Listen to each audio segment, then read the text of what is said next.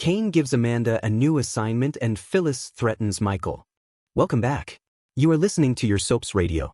Subscribe to the channel before continue. Monday, September 15th, 2025. Today on The Young and the Restless, Kyle and Nate discuss Holden's bad vibes, Victoria tries to help Kyle's cause, and Lily accuses Amanda. At Crimson Lights, Kyle spots Nate entering and wonders if he's in for a bruise-up. Nate tells him they are both victims of Audra Charles, but Claire has been the biggest victim in this mess. Sitting, Kyle quizzes him about Holden. Not a fan, Nate admits. He seems like bad news and bad vibes, but he's sure Claire wouldn't fall for his phony charms. Kyle complains about Holden taking advantage of Claire's vulnerable state.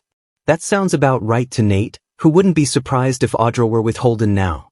Kyle assures him he's better off without her. Unfortunately, I have to agree, Nate says. What will Claire tell Victoria? In Chancellor Park, Claire complains to Victoria that Kyle keeps digging himself in deeper thanks to his lousy choices. She fills her mom in on the contract he signed with Victor, which he likely would have never told her about. The deal doesn't surprise her mom, but she's sure it was a sign of profound love. Claire thinks Kai is clueless about how to cope with their relationship. What if he loves me too much? Claire ponders, explaining how possessive he's been because of her friendship with Holden. Cue the eye rolls as Victoria explains that Kyle told her that Summer was his first love, but he has never loved anyone as much as he loves Claire. Cue some more as she makes excuses for his behavior and urges her daughter to give Kyle some grace. If he's broken her trust beyond repair, that's a different story. Will Claire hold out or give in?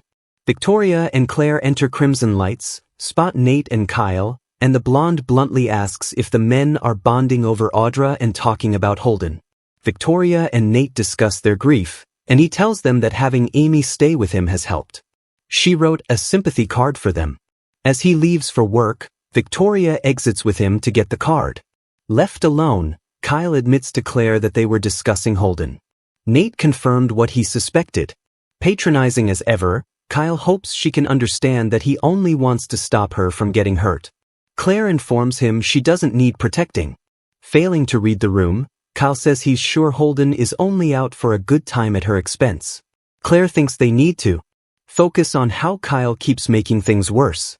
His voice cracking, he tells her how terrified he is that he's screwed things up. Can't we hit the reset button and start over? He asks.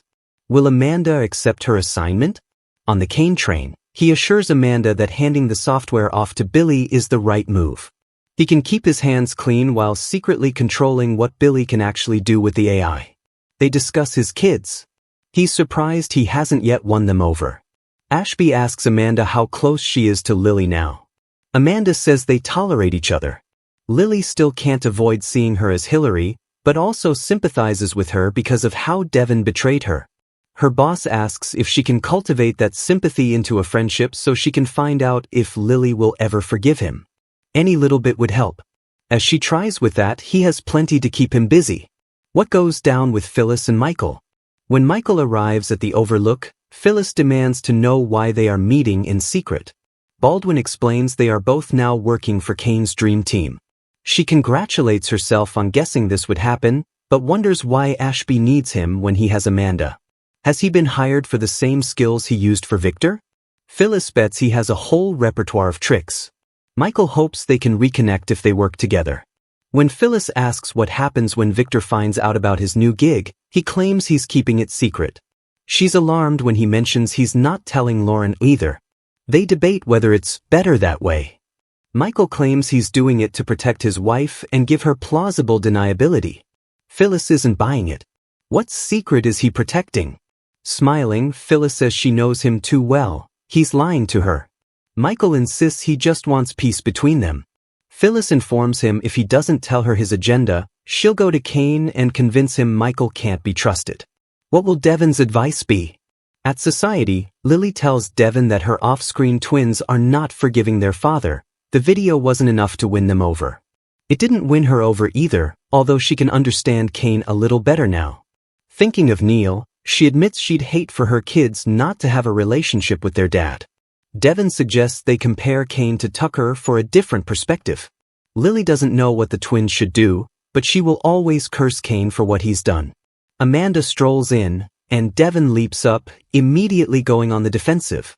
The lawyer explains she will be spending more time in town now that Kane is there. She tells them how determined her boss is to make things right with his children. It's all he thinks about. Glaring at Devon, she asks to speak to Lily privately. Once he skedaddles, Lily accuses Amanda of missing Devon.